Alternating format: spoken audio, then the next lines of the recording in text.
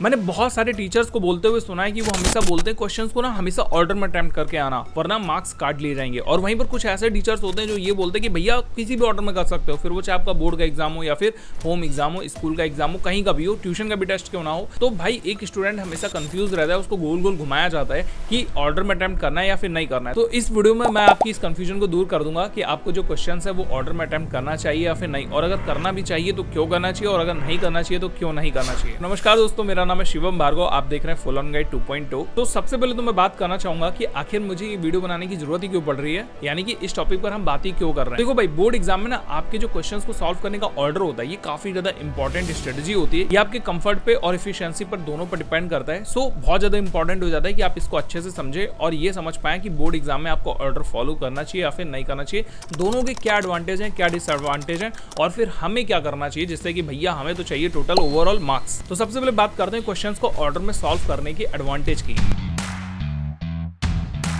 Questions को order में attempt करने का जो सबसे पहला एडवांटेज है वो ये है कि आपका फ्लो बना रहता है। आप पेपर को स्ट्रक्चर्ड वे में सॉल्व करते हैं, जिससे आपको हर एक क्वेश्चन को सिस्टमैटिकली अटेम्प्ट करने का मौका मिल जाता है। क्वेश्चंस को ऑर्डर में सॉल्व करने का एडवांटेज नंबर 2 ये है कि टाइम मैनेजमेंट थोड़ा बहुत आसान हो जाता है। जब आप एक स्ट्रक्चर्ड ऑर्डर फॉलो करते हैं तो आपको पता होता है कि आपने कितने क्वेश्चन सॉल्व कर लिए हैं और कितने क्वेश्चन अभी सॉल्व करना बाकी है। बेनिफिट ये होता है कि एग्जामिनर को बहुत ज्यादा आसानी हो जाती है। देखो, जब भी आप ऑर्डर में क्वेश्चन को सॉल्व करके आते हैं तो एग्जामिनर ना बड़े आराम से कॉपी चेक कर पाते हैं, उसको सारे क्वेश्चंस लाइन से मिलते चले जाते हैं, तो इससे उसका माइंड थोड़ा फ्री फील करता है। इसका चौथा एडवांटेज ये है कि आप छोटी छोटी सिली मिस्टेक्स करने से बच जाते हो। सपोज करो जैसे आपने पहले 5वां कर लिया, फिर 6वां कर लिया, फिर 9वां करने लगे, 10वां करने लगे, हो सकता है ऐसे में आपसे कोई दूसरा तीसरा क्वेश्चन या कोई बीच का एक क्वेश्चन या उसका एक पार्ट मिस हो जाए, तो ऑर्डर में करने से आपके जो मिस होने के चांसेस हैं वो काफी ज्यादा कम हो जाता है। अब इसके इतने सारे एडवांटेज है तो इसका कोई ना कोई तो डिसएडवांटेज होगा ही। तो इसका भैया सबसे बड़ा डिसएडवांटेज ये है कि कई बार ऐसा होता है कि जो मुश्किल क्वेश्चन होता है उसमें हमारा बहुत सारा टाइम चला जाता है, और उसी टाइम के चक्कर में फिर हम लास्ट के बहुत सारे क्वेश्चन छोड़ के चले जाते हैं, क्योंकि 3 घंटे में हमें पता चलता है 40 क्वेश्चन करने दे और हम तो पहुंचे 28-27 पर ही। अब बात करते हैं दोस्तों क्वेश्चंस को किसी भी ऑर्डर में सॉल्व करना, यानी कि आपने कोई भी कर लिया, पहले 5वां, फिर तीसरा, फिर पहला, फिर 9वां, फिर 8वां, मतलब कोई भी ऑर्डर में जब आप क्वेश्चंस को अटेम्प्ट करते हो तो इसके क्या एडवांटेज होते हैं। तो इसका सबसे पहला जो एडवांटेज है वो ये है कि आपका कॉन्फिडेंस और मोटिवेशन दोनों बहुत ज्यादा बिल्ड हो जाता है। कहने का मतलब आप सबसे पहले उन्हीं क्वेश्चंस को अटेम्प्ट करते हो जो आपको सबसे अच्छे से आ रहे होते हैं। तो जैसे मान के चलते मुझे पहले 5वां क्वेश्चन बहुत अच्छे से आ रहा था, मैंने 5वां कर लिया, मुझे लगा हाँ भाई मेरे से क्वेश्चन हो पा रहा है, फिर मैंने 8वां कर लिया, फिर मैंने 12वां कर लिया, फिर मैंने जो है 15वां कर लिया। अब मेरे को काफी अच्छा फील हो रहा है कि यार मैंने 4 क्वेश्चन तो फटाफट से कर लिए और इन चारों क्वेश्चन का आंसर मैंने एकदम पक्का सही किया है, जिससे कि मेरे ये मार्क्स तो कंफर्म है। अब यहाँ से मेरा कॉन्फिडेंस काफी ज्यादा बूस्ट हो जाता है, काफी ज्यादा मतलब अंदर से फील होने लगता है कि भाई पेपर तो हलवा है।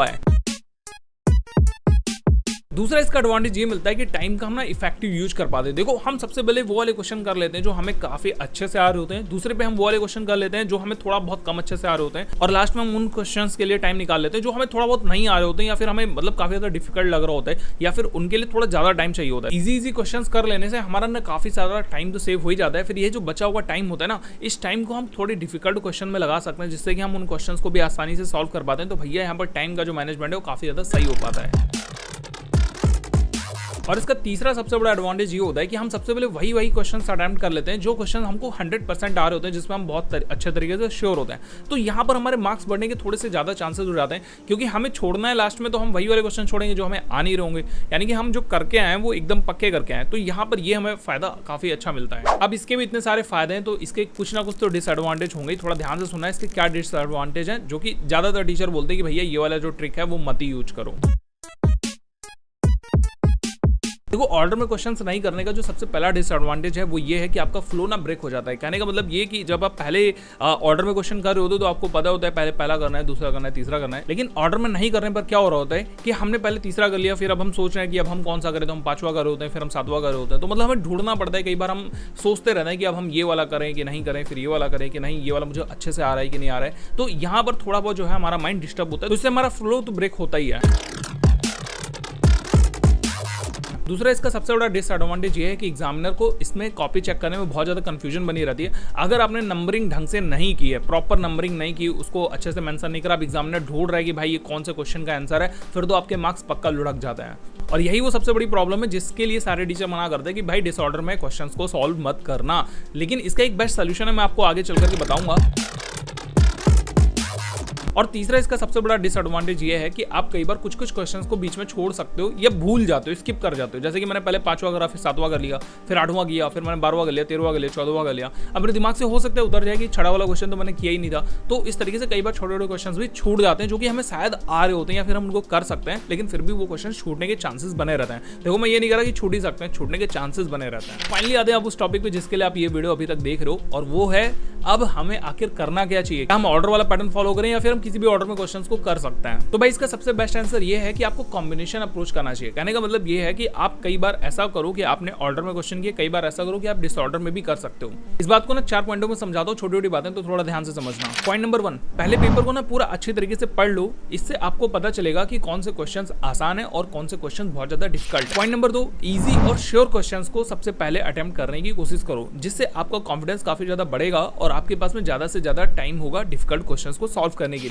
पॉइंट नंबर 3, डिफिकल्ट क्वेश्चंस को हमेशा बाद में अटेम्प्ट करने की कोशिश करो जब आप बिल्कुल एकदम स्ट्रेस फ्री और रिलैक्स बैठे हुए हो। एंड पॉइंट नंबर 4, ऑर्डर हमेशा मेंटेन करने की कोशिश करो, लेकिन ध्यान से सुनना, मैंने कहा है मेंटेन करने की कोशिश करो, लेकिन अगर जरूरत पड़ती है तो आप ऑर्डर को ब्रेक भी कर सकते हो। मतलब अगर थर्ड क्वेश्चन डिफिकल्ट लग रहा है तो आप थर्ड की जगह पर फोर्थ क्वेश्चन पे जंप कर सकते हो, लेकिन नंबरिंग और ऑर्डर का बहुत ज्यादा स्पेशल ध्यान रखना ताकि एग्जामिनर को कंफ्यूजन ना हो। एक बोनस पॉइंट मैं अपनी तरफ से बताना चाहूंगा, देखो आप क्वेश्चंस का अटेम्प्ट चाहे ऑर्डर में करो या फिर डिसऑर्डर में करो, लेकिन क्वेश्चन की जो नंबरिंग है वो प्रॉपर करो, क्लियर करो। चाहे कैसा भी क्वेश्चन हो उसका एक एक पॉइंट क्लियर होना चाहिए कि भाई ये पहले का पहला क्वेश्चन है या फिर पहले के तीसरे का पहला क्वेश्चन है या फिर 7वें का दूसरे का पहला क्वेश्चन है। तो कहने का मतलब ये है कि आपकी नंबरिंग जितनी ज्यादा क्लियर होगी उतना ही कम मुश्किल होगी टीचर को क्वेश्चन को आइडेंटिफाई करने में और वो बड़े आसानी से आपको मार्क्स दे पाएगा। लेकिन अगर टीचर कंफ्यूज हुआ या फिर उसको ऐसा लगा कि ये किस क्वेश्चन का आंसर है, ये पहले का तीसरा है या पहले का दूसरा है, या बच्चा क्या कहना चाहता है, ये किसने क्या किस क्वेश्चन का आंसर दिया है, तो भाई वो ज्यादा मेहनत करेगा नहीं, वो सीधा काट के आपको दे देगा 0 और इससे आपको बहुत ज्यादा दिक्कत होगी। इसीलिए आपका सही आंसर भी जो है वो गलत माना जा सकता है या फिर उसके लिए आपको 0 नंबर मिल सकता है। तो करना क्या है, नंबरिंग का ध्यान रखना है। ओवरऑल इस वीडियो का क्या सबसे मेन पॉइंट क्या है, नंबरिंग विशेष करके आनी है। तो भाई आप किसी भी ऑर्डर में कर लेना, नंबरिंग प्रॉपर करके आना, बस ये मेरा अपना पॉइंट था। बाकी सारे पॉइंट जो है मैंने साइंटिफिकली बताया, लेकिन ये वाला पॉइंट मैं अपना तरफ से बता रहा हूँ, ठीक है। देखो सभी क्वेश्चंस को स्ट्रिक्टली ऑर्डर में अटेम्प्ट करना बिल्कुल भी जरूरी नहीं है। आप अपने कॉन्फिडेंस लेवल के हिसाब से और अपनी एफिशिएंसी के हिसाब से किसी भी ऑर्डर में मेंटेन कर सकते हो, लेकिन सबसे इंपॉर्टेंट चीज है कि आपकी नंबरिंग एकदम क्लियर हो, क्वेश्चंस ऑर्गेनाइज हो, बहुत अच्छा है। नहीं भी ऑर्गेनाइज रहेंगे तो भी चलेगा, लेकिन नंबरिंग बहुत क्लियर होनी चाहिए। तो इस वीडियो में दोस्तों बस इतना ही रखता हूँ। होप मैंने आपको जो समझाया समझ में आ गया हो। मुझे कमेंट बॉक्स में जरूर बता देना कि आप अब तक किस ऑर्डर में क्वेश्चन करके आते थे। मैं मिलता हूँ दोस्तों आपसे अगली वीडियो में, तब तक के लिए गुड बाय, टेक केयर, अपना ख्याल रखो, देखते रहो फुल ऑन गाइड 2.0।